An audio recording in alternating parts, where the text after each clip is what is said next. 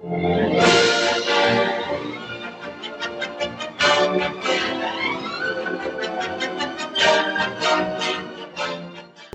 divers. Coming to you from Studio D, the Deep Dive Podcast proudly presents Hollywood Hype, a series that looks at the gimmicks, tie-ins, and publicity stunts that lured unsuspecting patrons into movie theaters. I'm Tom Feeney, two-time Regional Emmy Award-winning producer and writer for Wang's Chop Movie Magazine. Nearly a quarter of a century ago, a micro-budget horror movie with an unknown cast and a screenplay with almost no dialogue scared the hell out of audiences and mainstream movie executives alike. This week, Hollywood Hype looks at the incredible success of The Blair Witch Project.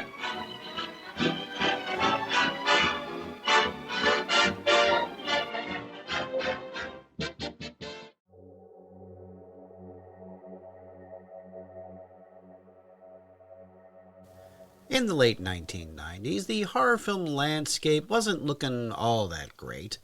Sure, you had Wes Craven's Scream, I Know What You Did Last Summer, Halloween H2O, and The Faculty. It was all about a resurgence of the, quote, snarky, self-aware teens in trouble, end quote. That trope that was popularized by someone who wrote all four of the aforementioned movies, Kevin Williamson, creator of Dawson's Creek.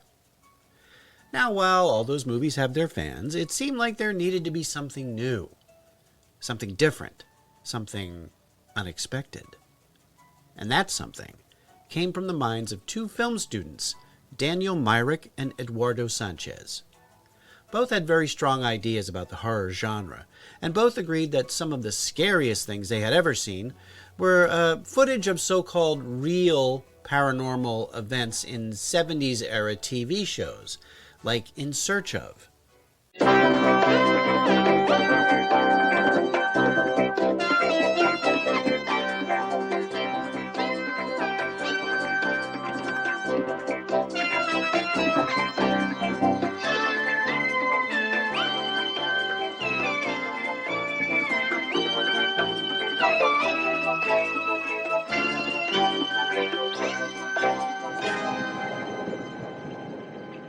Earthquakes are nature's most frightening events. For when the earth is at war with itself, there is no place to hide.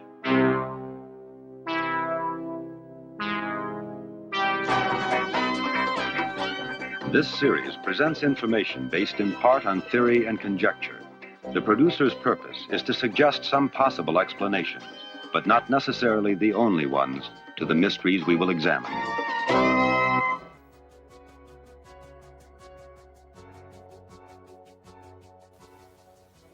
Myrick and Sanchez formed Haxan Films. They wrote a 35-page treatment that included very little in the way of anything scripted, and they anticipated their actors would mostly improvise during filming. So three of their friends, Heather Donahue, Michael Williams, and Joshua Leonard, were cast as basically versions of themselves. In this case, as amateur filmmakers shooting a documentary about the legend of the Blair Witch. This is Burkittsville, formerly Blair. It is a small, quiet Maryland town, much like a small, quiet town anywhere. No more than 20 families laid their roots here over 200 years ago, many of whom remain, either on this hill or in the town below. There are an unusually high number of children laid to rest here, most of whom passed in the 1940s. Yet no one in the town seems to recall anything unusual about this time. To us, anyway. Yet legend tells a different story. One whose evidence is all around us.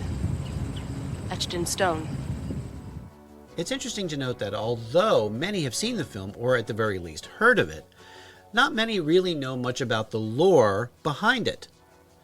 Partially because it was all made up by the filmmakers, yeah, but also because the movie didn't really focus too much on the Blair Witch legend. Instead, it focused on the three doomed documentarians. So, to summarize the legend, Ellie Kedward, an accused witch banished from the colonial town of Blair, Maryland, was believed to be extracting blood from local children. In the late 1800s, a child mysteriously disappeared in the forest, and upon his return, a search party discovered one of its members dismembered. Fast forward to the 1940s in Burkittsville, where Rustin Parr, an elderly hermit from the Black Hills Forest, claimed he was, quote, finished after confessing to the murder of 7 children in his woodland dwelling. He attributed their deaths to the influence of the Blair Witch. The footage of the lost documentary crew tell of hearing was the later cries of the witch's young supposedly victims discovered echoing through the at trees. Rustin Parr's Others claim that abandoned sections of the Black house. Hill area are lost in time, So now that we're and all that once caught up, entered, there is no way out. Let's backtrack a little bit. It Myrick was and these simple folk Sanchez had created their tales, told to fake her by legend her of the Blair grandmother, that Witch. first attracted Montgomery Now, in College order to film make the student movie, Jane they Steiner to needed the some legend of the Blair resources. Witch. You know, little A things born like journalist money. and a dedicated artist, So in Jane was drawn 1997, to the the eerie pair made mystery a of the short story's 8-minute origins. sort of test film After to an pitch interview the with idea Rockville in occultist Norm hopes of Terwilliger, finding Jane learned of the financial history backing. behind the folklore and was hooked. After graduating, she raised $5,000 from family and friends, enlisted the help of classmates cameraman John Miller and sound recordist Billy Madsen, and began making plans to shoot a documentary on the Blair Witch. In October of 1993, the film crew arrived in Blair, the county seat of Blair County, to shoot 2 interviews and establishing shots of the surrounding area. When Madsen failed to report to work 2 days in a row, his employer contacted Steiner's roommate, who in turn called Angie Steiner, Jane's mother. The first APB was issued on the 17th, and the Maryland State Police launched their search of the Black Hill area on October 18th. This operation would last 10 days and include up to 100 men aided by dogs and helicopters. The case was declared inactive and unsolved June 23, 1994. Then, in October of 1995, students from the University of Maryland's Anthropology Department discovered a duffel bag full of film cans and videotapes buried under the foundation of a 200-year-old cabin. The short film was presented as a real documentary with no hint that it was all made up by the filmmakers. They showed it to an independent film producer named John Pearson. And it wasn't until after Pearson watched the short that he was told it was all fake. Pearson was so impressed that he invested $10,000 in the project. Not a lot in Hollywood terms, but enough to get them started. Each of the 3 actors was trained in how to operate the film and audio recording equipment, since technically they were the film cinematographers. Now, needless to say, the actors' inexperience with the cameras helped lend yet another layer of authenticity to the production. However, despite the initial infusion of cash, there wasn't enough money to complete production. What they did have was nearly 20 hours worth of footage. So, Myrick and Sanchez edited a version of the film together and submitted it to several film festivals. One was the prestigious Sundance Film Festival, held each year in Park City, Utah. Now, if you're unfamiliar, Sundance is known for premiering interesting and offbeat movies from around the world, some of which don't even have a distributor. And for those films, the goal is for a studio executive to view your movie and bid for the right to release it. In some cases, there can even be a bidding war. When the film was accepted by the Sundance Festival curators, that automatically opened doors for the filmmakers. They were able to use Blair Witch's acceptance into the festival to secure enough money to finish the production.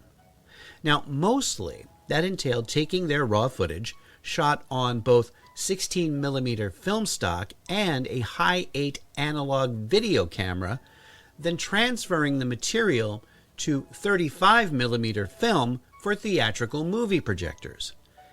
Not an inexpensive proposition, but now it was done, and it was ready only 2 weeks from Sundance.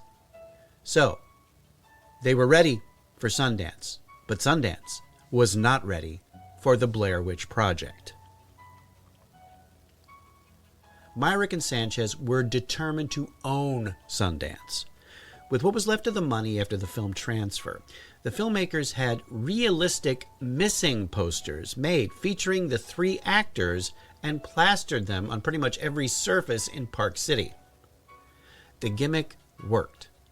The initial midnight screening of the Blair Witch Project sold out.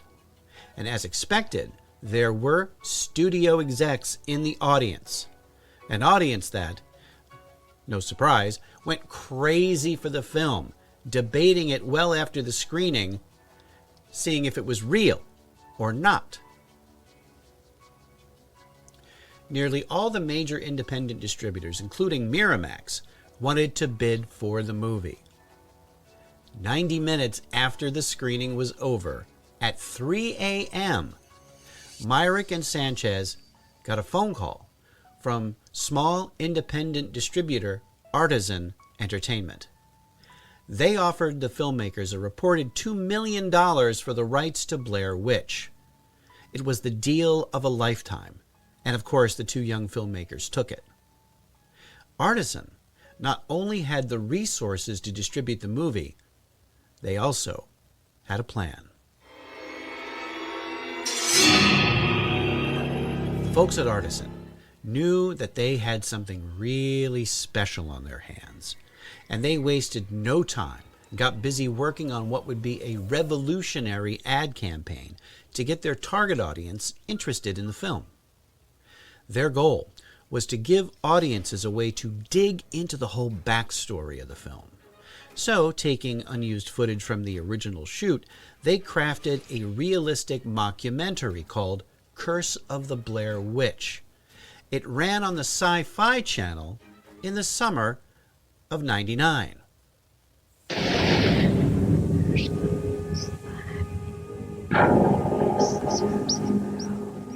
Hello? Hello? Hello? The Blair Witch Project, the most intense theatrical experience of the summer, has spawned the most frightening investigation on television. I don't feel too comfortable with seeing the last few days of my brother's life on video. Sci-Fi presents the uncensored investigation, Curse of Blair Witch. Monday at 10 p.m. The 44-minute show gave viewers a sneak peek into the mythology of Ellie Kedward and serial killer Rustin Parr. And it was played completely straight. Sci-Fi ran no disclaimers stating that was all fictional in order to maintain the mystery. The Blair Witch Project was also one of the first films to truly realize the power of the then nascent internet as a publicity tool. There was already a website set up before the film was even complete. It had some of the lore and several faked pieces of evidence regarding the missing filmmakers. Artisan took that website and expanded it, pushing even further the idea that it was all real. But it was also very, very successful. With an initial budget of less than $50,000, the Blair Witch Project took in over $140 million at the box office domestically. It was a genuine sleeper hit. Critics praised its believability and creepiness factor, but many also thought of it as a clever marketing ploy disguised as a feature film. And honestly, it's both, an inventive movie coupled with an equally creative advertising campaign. Ironically, the movie did not do well when it was released months later on home video. By the time of the home release, the mystery wasn't as mysterious. Everyone who had wanted to see it had done so, and anyone who hadn't certainly heard about it because of all the media hype. Both the filmmakers and Artisan captured lightning in a bottle. It was the right idea, at the right time, and it was perfectly executed. The only movie that has come close to matching the same kind of hype was released nearly a decade after Blair Witch. High def camera on. My girlfriend Katie, she thinks there's something in the house. I don't know. You believe me, right? Doors are locked, alarm is on. If anything walks through here, it's gonna leave a pretty good footprint. Did you hear that? Oh my god. There's footsteps in, but there's no footsteps out. You cannot run from this. It will follow you. This woman, same things happen to her. Oh god. I feel it breathing on me. Looks like something big here. You stop following me with the camera! I'm in control.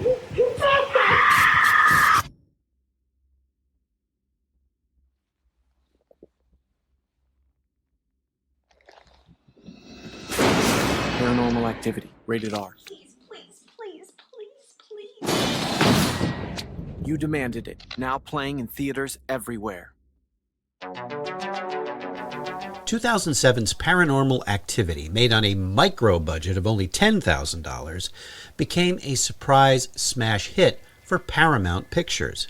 It made nearly $200 million worldwide and created a successful franchise, which has spawned over a half dozen sequels. Sadly, the Blair Witch Project had no such success. A non-documentary sequel, Book of Shadows, Blair Witch 2, failed at the box office, and a 2016 reboot/sequel failed to attract an audience. Now, as I have stated many times on this podcast, nothing succeeds like excess when it comes to Hollywood. Even if the original Blair Witch failed to create a winning franchise, that did not stop a veritable flood of so-called found footage movies. In the decade that followed the Blair Witch Project, nearly 50, that's right, 50 movies classified by the Internet Movie Database as found footage were released. Most went relatively unnoticed, with a few exceptions like Cloverfield, Wreck, and District 9. And more recently, the VHS horror anthology film series has picked up the found footage ball and ran with it successfully. Okay, here's the deal. We're gonna break into this house, and all we have to do is steal this one VHS tape. Which one is it? I don't know, man. Let's just look at these. Okay. What's so special about this tape anyway?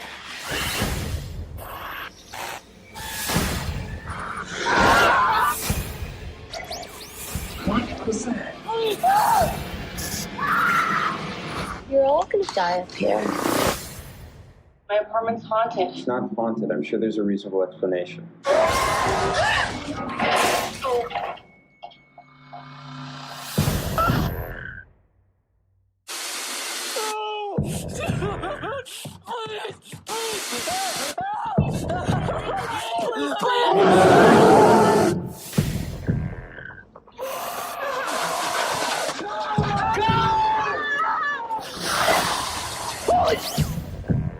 You're watching this?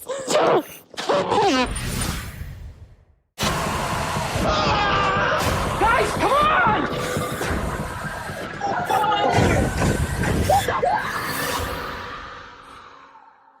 I like you. Did you erase it?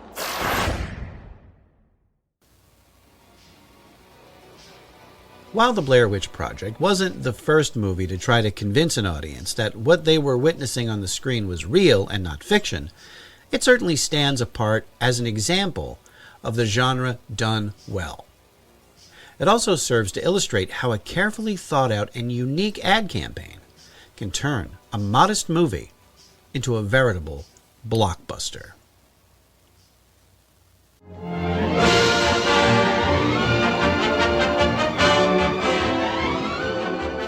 Thanks for listening. If this is the first time you've heard this podcast, check out our past episodes, available on almost all podcast providers, and subscribe so you don't miss a single one. If you like what you hear, write a review. We would love to know what you think. Or drop us a line at thedeepdivepodcast@gmail.com or on our Facebook, Instagram, or Twitter feeds. Or X now. I'll never call it that, though. You can find links to those in our awesome t-shirt store in the bio of our Instagram page. All clips used in this podcast are meant for educational purposes only and not to infringe on existing copyrights. Hollywood Hype is part of the Deep Dive Podcast family and a production of Automaton Studios.